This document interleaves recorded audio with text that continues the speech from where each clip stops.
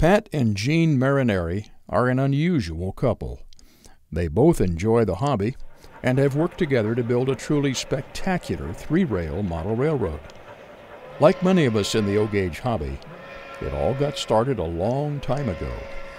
It started when I was 3, when my father bought the first Lionel set for me, supposedly, although that's questionable since I was only 3. It was a Lionel Berkshire, 736 Berk. It still runs, and so do all the accessories that go with it run. In fact, some of the things are on the layout. There are a few things from that original set that are on the layout. Jean encouraged me then to visit the local train store and see what was out there, and we did that.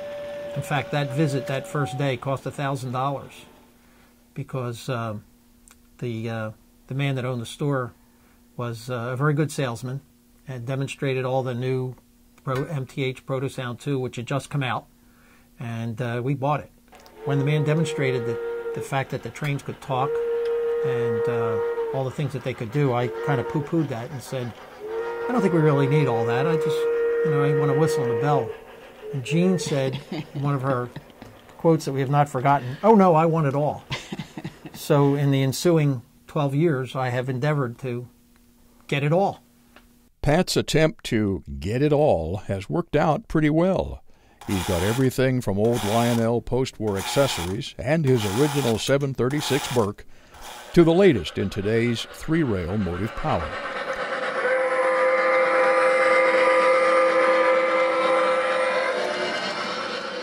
But he didn't do it alone.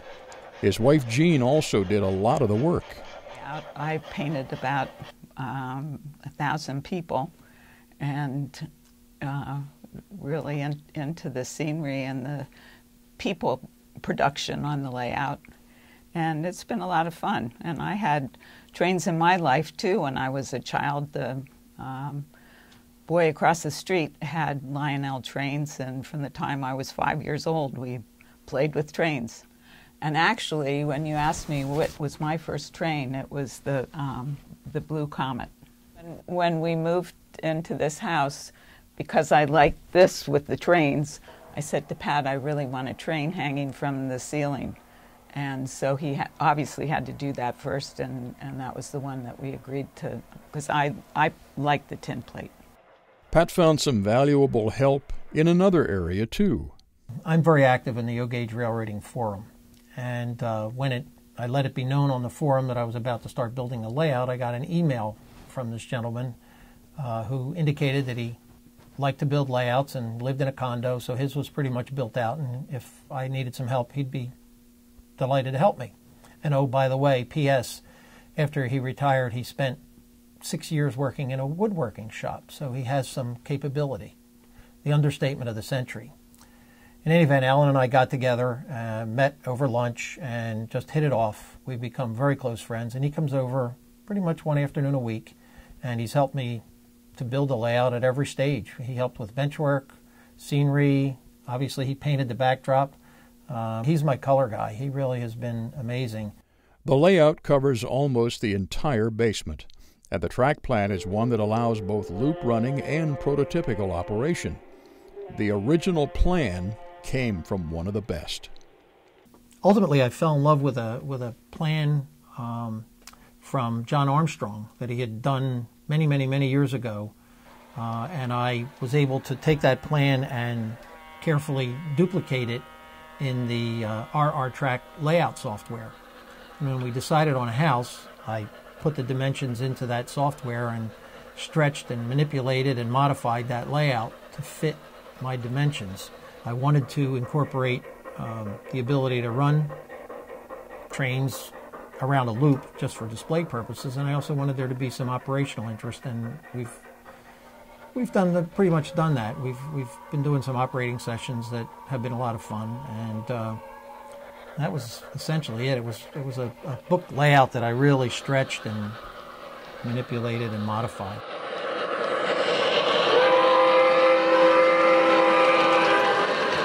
Pat used John Armstrong's ideas to get every possible inch of running room that he could. The yard is placed the way it is because John Armstrong says that in a squarish room, the best yard you can do is diagonally. You get the most trackage in a diagonal yard, which is what we did. If we leave the yard in a westbound direction, we go immediately into a tunnel which goes under and behind Ramsey Falls, named after its creator, Allen Ramsey. Comes out of the tunnel and then circles the town of Brahmanberg, which is named for our son and daughter-in-law, Brad and Carmen. Climbs the hill around Brahmanberg, crosses a large high bridge over Ramsey Falls, and then approaches the town of Matabeville, named after our daughter and son-in-law, Matt and Abby. It'll then circle Matabeville, enter another tunnel, a downhill tunnel, and emerge approaching the town of Arrington, which is named after our son Aaron, and circle the roundhouse and back into the yard. So that's a trip around the layout. The motive power fleet is almost exclusively Pennsylvania Railroad and Great Northern Railroad. Pennsylvania Railroad because that's what I grew up with, and Great Northern Railroad because that's what Jean grew up with. Most of the motive power is stuff that would be around in a time, the typical 50s and 60s time frame. There's nothing much more modern than a second generation diesel, and I don't have any 18th century locomotives, so that's pretty much the time period. We're not strict about it. We pretty much do things either that we like or that we relate to. For some reason, we have an Alaska Railroad locomotive and train because we rode the McKinley Explorer on our honeymoon. We have recently bought a Delaware and Hodgson locomotive because our son and daughter-in-law live just outside Albany, and we discovered the Delaware and Hodgson headquarters building, which is magnificent, in Albany, and kind of just felt a hook to the D&H, so we bought a D&H locomotive. Most of the things are things that we can relate to in one way or another. We also have a model of the nickel plate 765. It's one of the very few steam engines that is still running that was a major large steam engine, and we bought that and keep that because we're friendly with one of the engineers that runs that, a fellow by the name of Rich Melvin. The track is a mix of Ross and Gargraves, pretty common mix. We didn't do much of custom bending of the Gargraves track. Most of the curves are Ross curves that are at fixed radii. Some of the track is Gargraves where we needed a custom radius. We did that. The switches are all Ross, operated by tortoise switch machines under the table. The roundhouse is Ross. The turntable is Ross also. I think it might be the first Ross turntable and roundhouse that were sold, and they certainly were the first ones installed. The roundhouse, when Steve agreed to sell it to me, he hadn't even started to market them yet, and it had no instructions. And he only sold it to me on the condition that I would consult with him and help him to develop the instructions. So there was a lot of conversations with Steve during the time that the roundhouse was being built. Obviously, I like Ross products. They just work. They work smoothly and correctly all the time, so no problem there. We added all the detail in the interior, including the lighting. There was no provision for lighting, so I used foil tape along the beams, painted to match the beams, and just soldered little lamps onto that. Jean added it, had a lot to do with what's going on inside the roundhouse. It was her idea to put the arc welder in there, and the guys playing checkers, and the roof. And the roof, yes. Yes. The plexiglass roof was not part of the kit, but that was Jean's idea that we should have a clear roof so we could see what's going on inside there.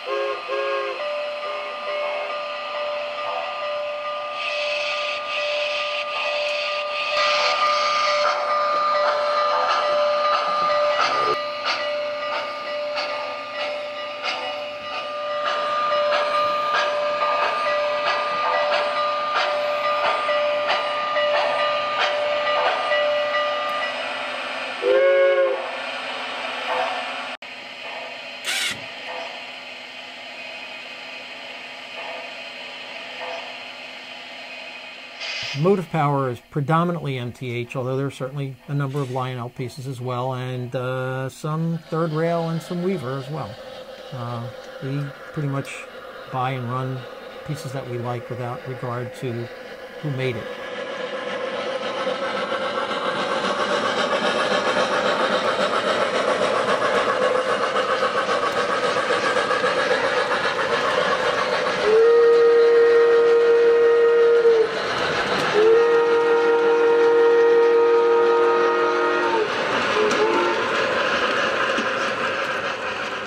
We run with DCS and Legacy. All the trains are operated by handheld remotes. The transformers are hidden; they're not visible. They're under the layout, and we don't access them at all physically. So everything is command control. Even the conventional locomotives are run using a handheld.